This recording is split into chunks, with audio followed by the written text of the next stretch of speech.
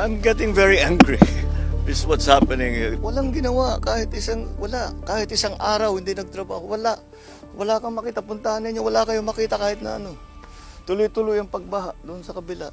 You know, if all of these projects were properly executed and implemented, ang laki nang nawala na problema sana sa atin at sa mga taong bayan. At saka mas magiging maayos hanggang irrigation, nakakapinsala pa sa mga local residents. So yes, I'm not disappointed, I'm angry.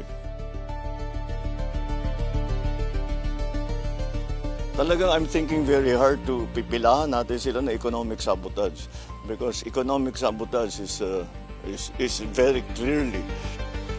Talaga, Chairman, tingnan mo ito. Oh, construct reinforced. Ito yun eh.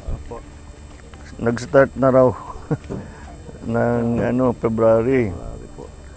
Contract cost completion 100% na.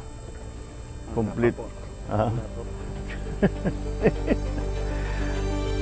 Lintik.